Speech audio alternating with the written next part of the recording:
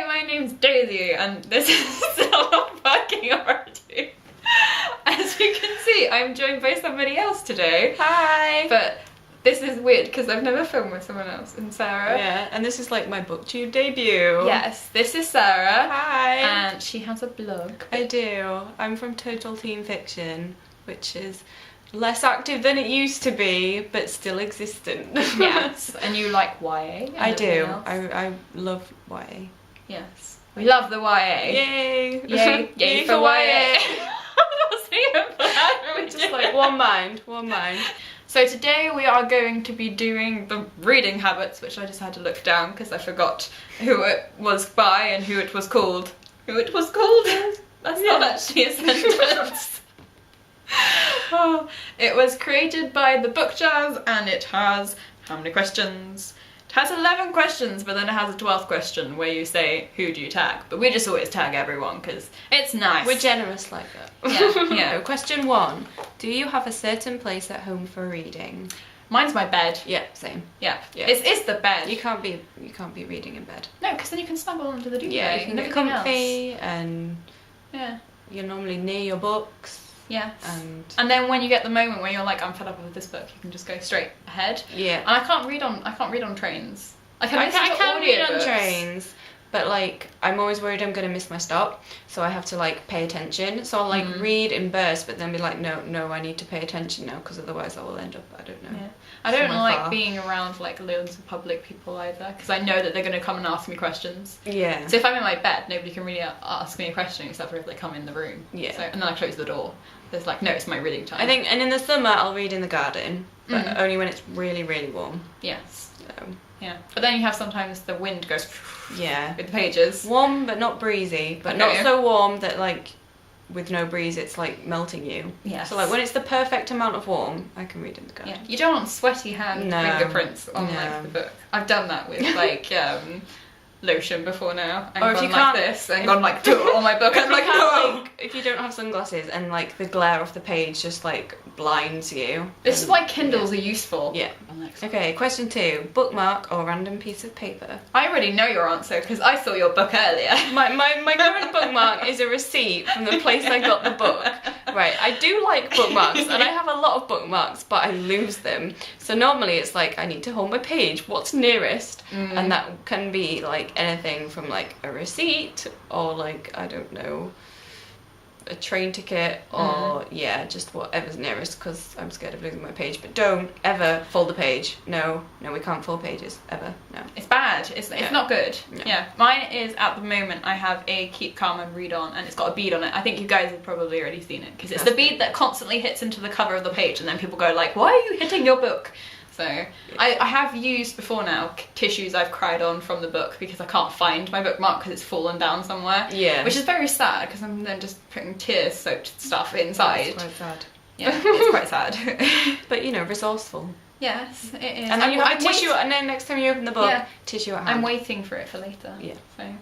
Question 3. Can you just stop reading, or do you have to stop after a chapter / a certain amount of pages? Now, I'm quite specific. I think I have a bit of an OCD thing with page numbers. I have to stop on like a even rounded page number. Oh my god, I have to too. So like page like 100 or like 150 or like I don't like stopping on like page 123. That's weird. I can't stop on uneven even if it's numbers. like the end of a chapter, I still would rather it be like page 120. Yeah. And plus I set targets for myself, like say like I have to get past like the 50 page mark. So even if it's the end of a book, like, well, not the end of a book, it's the start of the book, but it's like the end of a chapter and it's got one page left, I'll still be like, I will read that chapter like the end of it at another point, because I just can't. Like sometimes it'll be like you have to read per chapter, because with Game of Thrones especially, you're kind of just sort of like, I want to get past this, but you have to read to the end of the chapter. And it's like the same on my Kindle, like it has to be like a rounded percentage, like 10% or 20% or 30%. I can't stop on like 47%, that's weird. Yeah. Unless I like really have to like leave or something. Or if you fall asleep. Yeah. You can't help that. But we're not counting those kind of unexpected situations. Yeah. Do you eat or drink while reading? I try and limit myself, because knowing me, I've got chocolate on before now, which looks like I've smeared poo on the books, which is not good. I'm very protective of my books. I have spilt tea by accident. like flicked it by just it wasn't good. I think it's like wishful thinking. I like make myself a cup of tea, take it upstairs with my book, and then read said book, and then half an hour later I'm like, oh look, there's a cold cup of tea because I've been reading. Yeah, sometimes my dad will bring me up a cup of tea and then I will forget that it's there, and then I'll drink it and I'll be like, it's cold, but I'm not going to phone down and be like, can I have just a microwave? normally reading is like a one track thing, like that's all I'm doing. Yeah, unless in the Harry Potter things we would have probably had to eat. We'd probably had to pee on the toilet though at some point. Yeah. I sometimes pee read because I can't stop. Like I will take it down with me and read it on the toilet because I'm just you sort share of like, so much with your viewers. I know, but they probably do it too. Yeah. Okay, 5. Multitasking, music or TV while reading. Now this is kind of related to the question we just did because I can't really do anything else while reading. Like I will take my book in the living room and kind of more to be like sociable, like if there are people like guests or like my parents are there and it's like I feel like I shouldn't be shutting away myself in my room to read. I'll be like, oh well, I'll just sit with a book and then they can watch boring sport and I can read, and then at least you're kind of looking like you're making an effort. Yeah, see, for me, I for a very long time could not do anything, which is why I can't be in public, because people would be the voices would be annoying, because it just like I hear their voice and then I get curious about what they're talking about, because sometimes I can be nosy, everyone does it, but now I've got into like creating playlists for the book I'm reading. So sometimes I will listen in the background, although once I think I read like half of City of Heavenly Fire with just the same Imagine Dragons like CD on replay. Yeah, just because it's weird. There was a time, I think it was it has to be on headphones, it can't one be of on the like, Harry a speaker. Potter books. I think I got one of the Harry Potter books for Christmas and a CD for Christmas, and I couldn't decide which I wanted to do, so I listened to the CD whilst reading, and now I always associate that CD with horrible things happening and people dying in Harry Potter, and it's like a bit traumatic. So never again. I don't think I can do TV because then you're following two fictional plot lines often. Yeah. And that's just too much. So you can't, like, I can't even read like, you know, the Radio Times, which for anyone outside of the country is like where it has all the TV listings for that week. I can't even do that because I get distracted. I think generally in life, multitasking is not my greatest strength. So, but we're still girls, so we can do it quite well. Oh yeah, I mean, I'm probably letting womankind down a bit, but it's fine. Yeah, it's okay. So question 6: one book at a time or several at once? Now you see, a couple of months ago I would have said only one book at a time, but now I'm reading so many books I've lost count. But even when I'm reading several books, I will focus on one.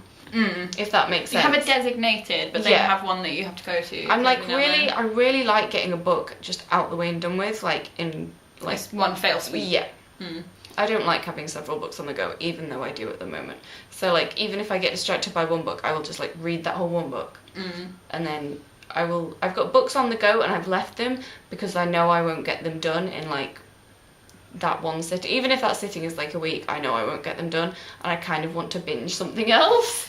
So it's like I won't finish that book in a couple of days. I want to read something I can finish in a couple of days. So kind of a mixture of both, if that can be an answer to the question. I kind of when you get publisher books and things like that, I would always have like a publisher book that I know I have to read, and then I have a book that I've chosen to read. Yeah. So then I will read the publisher book slowly, and then I'll make sure I'm reading for enjoyment as well. Not that reading publisher books isn't classed as enjoyment, but sometimes you can get one where the genre isn't quite 100% yours, and then you're struggling. And then I'm bad. I have several books on the go, or I had Eleanor and Park at page 30 for about 3 months. Yeah, like I've been reading Throne of Glass since the start of the year probably, and it's not that I'm not enjoying it, it's just that I always want to read something else. And reading at home or everywhere? I think that kind of, I suppose the first one was, do you have a certain place at home for reading? But I only read at home. Really. I pretty much I will sometimes read at other people's houses. Like, if they tell me that they're going to be out for 20 minutes, I will bring a book. See, I always take books to like the waiting room of like the doctors or something, and then I never end up reading them because I'm always, it's like the train thing where I think I'm going to get distracted. I think I'm going to miss my appointment because I'm too lost in my book. Therefore, I can't lose myself in my book. And if I can't lose myself in my book, I don't enjoy it. See, so reading. The interesting thing is, it's going away again. that says reading, not listening, because I could listen to an audiobook, but equally then you worry. But I always have someone with me on the train anyway, so they pay attention. But if it's listening, I can listen anywhere, because that's like just putting it in and then the whole world shuts out. So that counts. If that does, then I do read in other places. I will read like on the train, but that's about it. Yeah, but we don't go on trains very often. Yeah, so mainly at home. Yes. Question 8. Reading out loud or silently in your head? I don't ever read out loud. I don't ever read out loud. The only other time I read out loud is if I'm talking to you and having to quote it. Yeah, I don't read out loud ever.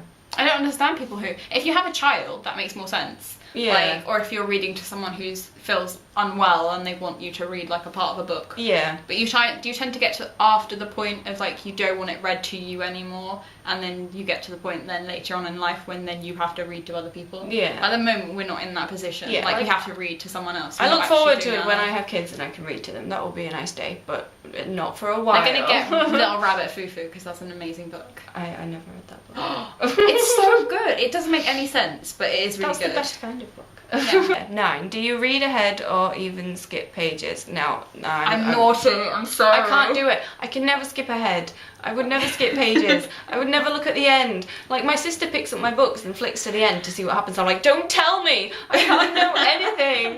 The only time I would like blackmail. It's like when I flick ahead and I'm trying to look at like maybe how many pages the book has or when the next chapter is, and I'm like, I'm really like not focusing on anything because I'm so scared I'm gonna spoil myself. Like, I really don't like being spoiled. So I would never ever skip ahead. Yeah. You know how we were talking about the fact that we get to an even number, like it has to be 50 or 100. Well, sometimes I will skip ahead to see how many pages away it is, and then I'll get distracted by something that's happening, and I'm just like, I perk up and I'm like, they're kissing all of a sudden, I must read this bit, and then I go back. Or if someone has told me that this is a really good page. See, I would just like try so hard to avoid reading what happens. But the problem is when you like try and calculate how many pages you have left, sometimes you'll flick past, and especially with City Family Fire, which I will not say anything because you have not read it yet. But it was just like moments where I was just like going, oh my god, why am I doing this? Why am I doing this? And I did it with the Clockwork Angel. It's why Goodreads is good as well, because if you can just like look on Goodreads and see how many pages it has, and most of the time it's accurate. Yeah. But that gives you kind of an idea. Yeah, but I'm naughty. I'm sorry. I can't do it. So 10, breaking the spine or keeping it like new. Now, I can't break the spine. I cannot fold a book like that. Like, I lend people my books and they're like, it looked like it hasn't been read. And mine's not like a library in my bookshelf. I won't even let Sam take the signed books off the bookshelf. He doesn't even touch them because he's worried that I'm going to shout at him. Yeah, I'm really protective of my books. And like my mum, she drives me mad. She leaves books like open on the arm of the sofa or on the table or something. And it's like, oh. And I've walked in on my friends like reading my book and had it open on the table. I'm like, what are you doing? You can't leave it like that. No. And it's just like, the only time I do that is like if I know it's going to be a second and I just need to pick something up. Like, that's perfectly fine. But I know one person that does break her spines because she feels like they're more loved, and that is like her books look really loved, which is really nice, but equally I don't like them looking, obviously you get that tiny bit of a crease, which I used to think was breaking the spine, so I thought I was being really naughty, but I thought like, you know, it was just a crease, but literally breaking the spine is breaking the glue. Like that's pretty much, it's starting to fall off. I gave someone a spare copy of something I had recently. She turned around and she goes, did you not break your spines then? Like, I was like, no, why would I do that? And she was just like, just asking. She was like, it looks like it's new. I was like, I have read it. Yeah. Like, I did read that. I read my books so carefully, like when I'm opening them, and like, they're not fully open because it's like I always worry when someone else gives me a book that if I go like, I'm like, yeah, I do keep it like new. I'm very protective. Yes. They're like our babies. Yes, they are. Stroke them. Yeah, some of them have tattoos on them. Question 11, do you write in your books? Well, apart from when I was a kid, like my copy. Oh yeah, when you say like this belongs to Daisy. Yeah, like my copy of Harry Potter and the Philosopher's Stone says like my name, and then I don't know. Some of my books have like my age in because I don't know when you're young. It's really important to write your age in your book. And I don't know why. But I gave a couple of Jacqueline Wilson books to the charity shop, and they all had like this belongs to Daisy blank. Not going to tell you my last name. So that was, I always felt really guilty, especially because it's such a scribble as well. It's not even neat and like inscriptive. I think it's just when you're just like practicing your handwriting, you just write your name and everything. It's like it's mine. It's mine now. It's like dibsies. I kind of like that my name is in my copy of Harry Potter because it makes it more like I don't know, sentimental. But I would never write in books now, ever. The only other time I've done it was the Fault in Our Stars, like, travelling book, which is currently still going around on BookTube. Yeah. And I felt really bad having to write in that, but it was a community project, so I felt it was a little The only bit time more I got a library book once, and it was a Maureen Johnson book, and it had been written in, and at first I was like, oh my But gosh, people someone's highlight written the this. pages, it's horrible. Yeah, at first I was like, oh, someone's written this library book, but then it turned out they were like crossing out spelling mistakes and errors. That's just so good. And I actually found it quite funny because they were like correcting things that probably should have been picked up like in copy editing, but it made me laugh because I was like, good on you, even though you're writing in a book which is wrong, it made me laugh, so that was allowed. And I think it was in pencil, so it could have been rubbed out, but... Yeah. Okay. Is that all the questions? That is all the questions. Yay. The last one is who do you tag? But we tag all of you. Yay. Tag your it. Alright. I will tag Sarah's channel. Yay. I said channel again. God damn it. I meant blog. I am being like create videos. Like that's what my brain is mentally going, oh, it'd be so lovely to see more of Sarah's face. 'Cause I'm on holiday, so I'm visiting Sarah for the first time. And now I've coerced her into spend the doing rest stuff. of your holiday convincing me to make videos. Yeah. I'll buy you a book so you have to haul it. Just being like, there you go, like, you have something. Excuse. Yeah. And then everyone will love you for it. Yay. Everyone likes the book haul. So yours is Total Teen Fiction. Yes. But you do have another blog, but I don't know if you want to link that. Yeah, it's Escapee Bee, like a bee that has escaped. Yes. And that's just a kind of general blog and everything because I don't always have time to blog about books. There is some bits of books. Yeah, in there, I still and some talk about films. like books are part of my daily life, so I can't just not talk about books. Yeah. But yes, and films and just a bit of everything. Yeah. So then we follow the traffic onto Sarah. Yay. So that's good because you know where I am anyway. Yeah. Everything's always at the bottom of the channel anyway. Yeah, and I'm on Twitter as well. Yes. At Total Teen Fic because Total Teen Fiction was too long. Oh, I should do my ending, but I've forgotten what it is now because I haven't done it for so long. I think it's thank you for watching and subscribing, but I think I say thank you for both of them. I'm sorry guys, I haven't been around as much. I've been like busy and then I had a stomach bug, which was not fun. So, and then I've got this as well, because I know somebody's going to say, because I'm bringing back the 90s. Yes, we'll do wavy bye-bye, although mine's more jazz hands. Jazz hands.